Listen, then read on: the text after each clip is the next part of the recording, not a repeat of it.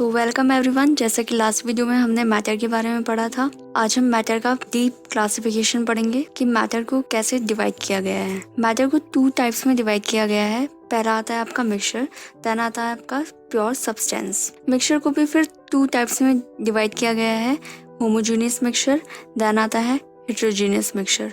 ऐसे ही आपका pure substance को भी 2 पार्ट्स में डिवाइड किया गया है, एक है एलिमेंट्स और दूसरा है कंपाउंड्स। अब आता है क्लासिफिकेशन ऑफ मैटर्स कि मैटर्स कैसे कैसे पूरी डेफिनेशंस पढ़ेंगे कि होमोजेनियस मिक्सचर क्या होता है, हेटेरोजेनियस मिक्सचर क्या होता है और उसके एग्जांपल्स कैसे क्या हैं। पहला है हमारा mixture.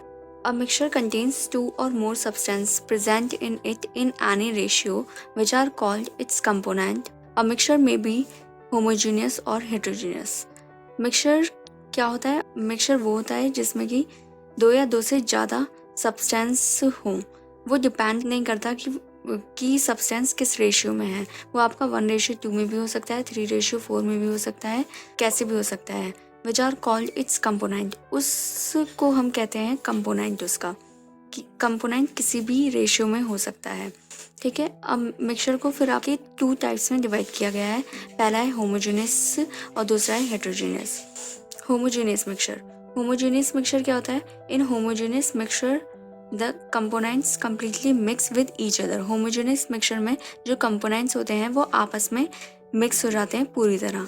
And its composition is uniform through out, और उसका जो कंपोजिशन होता है वो पूरी तरह सिमिलर होता है, मतलब सेम होता है पूरे फेज में। And it consist of only 1 phase, और उसका सिर्फ 1 फेज होता है। एग्जाम्पल जैसे कि शुगर सॉल्यूशन है, एयर आर दस the examples of homogeneous mixture. Sugar solution जैसे कि आप पानी में शुगर मिलाते हैं तो वो पूरे पानी में पूरी तरह से मिक्स हो जाता है, तो ये होमोजेनियस का एग्जाम्पल होता है। होमोजेनियस में सिर्फ 1 फेज ही होती है, ये एक यूनिफॉर्म मैनर में अरेंज होते हैं इसके मॉलिक्यूल्स, ठीक है, और ये 1 फेज में ही होते हैं। और ऐसे ही आपका हेटेरोजेनियस मिक्सचर आता है। हेटेरोजेनियस मिक्सचर में क्या होता है?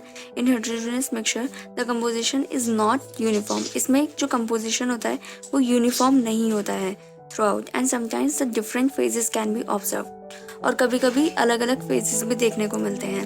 ये रैंडमली अरेंज होता है, कोई यहाँ पर है, दूसरा यहाँ पर, दूसरा यहाँ पर, ऐसे ऐसे ही रैंडमली अरेंज होते हैं। कोई भी यूनिफॉर्म पैटर्न इसका नहीं होता है। For example, grains and pulses with some dirt, often stone pieces are heterogeneous mixture. Examples में आपका दे रखा है जैसे कि पल्सेस होती हैं। पल्सेस में कभी कभी जब हम साफ करते हैं तो उसमें कुछ थोड़ा डर्ट निकल के आता है, या फिर कभी कभी स्टोन के पीसेस भी आ जाते हैं, तो वो किसका एग्जाम्पल होता है? हेटेरोजेनियस मिक्सचर का होता है, ठीक है। देन फिर हमारा टॉपिक आता है प्योर सब्सटेंस। प्योर सब्सटेंस क्या होता है? प्योर सब्सटेंस से पहले एक छोटा सा नोट है, वो है any distinct portion of matter that is uniform through out in composition and properties is called a phase.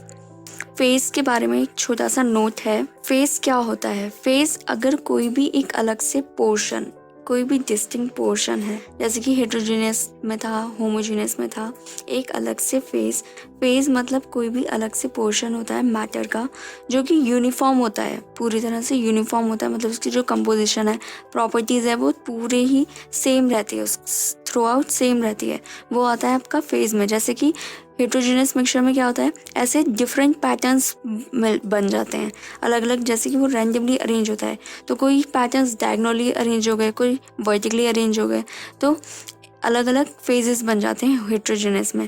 और होमोजेनियस में क्या होता है कि सेम रहता है, उसमें सेम रहता है, जिसकी वजह से एक ही आपका पैटर्न बनता है। इस वजह से उसको कहते हैं कि उसका जो पैटर्न होता है वो सिर्फ उसमें 1 फेज ही मिलती है होमोजेनियस मिक्सचर में। देन फिर आपका आता है pure substance. A material containing only 1 substance is called a pure substance. ऐसे मटेरियल जिसमें कि सिर्फ एक ही तरह के सब्सटेंस देखने को मिलते हैं उसको हम कहते हैं प्योर सब्सटेंस। फिर आपका छोटा सा नोट आता है, in chemistry a substance is a form of matter that has constant composition and characteristic properties. कि केमिस्ट्री में सब्सटेंस क्या होता है? सब्सटेंस एक फॉर्म होती है मैटर की जिसका एक कांस्टेंट कंपोजिशन होता है और कैरेक्टरिस्टिक प्रॉपर्टीज होती है सब्सटेंस की, and it can not be separated into components by physical separation methods. और उसको उस सब्सटेंस के जो कंपोनेंट्स होते हैं हम उसको ब्रेक नहीं कर सकते किसी भी फिजिकल सेपरेशन मेथड से। उसके लिए हमें कोई केमिकल प्रोसेस का या फिर केमिकल कोई भी रिएक्शन की यूज़ की हेल्प से ही हम उसको ब्रेक डाउन कर सकते हैं, अदरवाइज नहीं कर सकते। They can be solid, liquid and gases, और उसके एग्जांपल क्या है, solid, liquid, gases. Then pure substance को भी 2 टाइप्स में डिवाइड किया गया है। Pure substance can be further classified into elements and compounds. उसको किसमें, एलिमेंट्स और कंपाउंड्स में डिवाइड किया गया है। Elements. An element is defined as a pure substance that contains only one kind of particles. Element क्या होता है? Element एक pure substance है जिसमें कि सिर्फ one kind of particles देखने को मिलते हैं, depending upon the physical and chemical properties, जो कि उसकी physical और chemical properties पे depend होते हैं। The elements are further subdivided into 3 classes. और physical और chemical properties देखते हुए element को और subdivide किया गया है किसमें, मेटल्स में, नॉन मेटल्स और मेटेलॉइड्स में। ओके, देन फिर आता है हमारा compounds. A compound is a pure substance containing 2 और मोर देन 2 एलिमेंट्स। कंपाउंड भी आपका प्योर सब्सटेंस में आता है। इसकी प्रॉपर्टी ये है कि इसमें 2 या 2 से ज़्यादा एलिमेंट्स होते हैं जो कि कंबाइन होकर एक कंपाउंड बनाते हैं। फिर आपका आता है further, the properties of a compound are completely different from those of its constituent elements. Moreover, the constituent of a compound cannot be separated into simpler substances by physical method. They can be separated by chemical methods. जैसा पहले भी बताया था कि जो compound होता है उसको हम फिजिकल मेथड की हेल्प से नहीं सेपरेट कर सकते, सिर्फ केमिकल्स मेथड की हेल्प से ही सेपरेट कर सकते हैं। और एक और है कि the properties of a compound are completely different from those of its constituent elements. कि जो प्रॉपर्टीज़ होती है कंपाउंड की वो उसके कॉन्स्टिट्यूएंट एलिमेंट से बिल्कुल डिफरेंट होती है। जैसे कि कॉन्स्टिट्यूएंट एलिमेंट्स जब आपस में मिक्स होते हैं तब वो एक पूरा कंपाउंड बनाते हैं, लेकिन जो पूरा कंपाउंड बनता है उसकी जो प्रॉपर्टी है और जो कॉन्स्टिट्यूएंट पार्टिकल्स की जो प्रॉपर्टी है, इन दोनों की प्रॉपर्टी डिफरेंट होती है, आपस में एक नहीं होती है। देन फिर आता है प्रॉपर्टीज ऑफ मैटर, कि मैटर की क्या क्या प्रॉपर्टीज हैं। Every substance has a unique और characteristic properties. These properties can be classified into 2 categories. हर सब्सटेंस की एक अलग कैरेक्टरिस्टिक प्रॉपर्टीज होती है और इन प्रॉपर्टीज को 2 प्रॉपर्टीज में डिवाइड किया गया है। पहला आता है फिजिकल एंड दूसरा आता है chemical properties. Physical properties are those properties which can be measured or observed without changing the identity or the composition of the substance. Some example of physical properties are color, odor, melting point, boiling point, density, etc.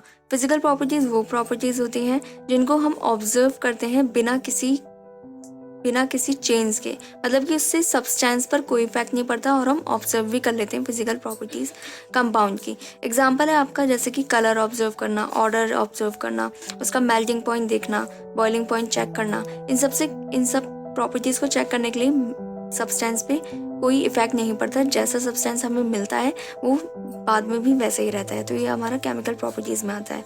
Then फिर आता है हमारा chemical, ये हमारा physical properties में आता है। Then फिर आता है हमारा केमिकल प्रॉपर्टीज़।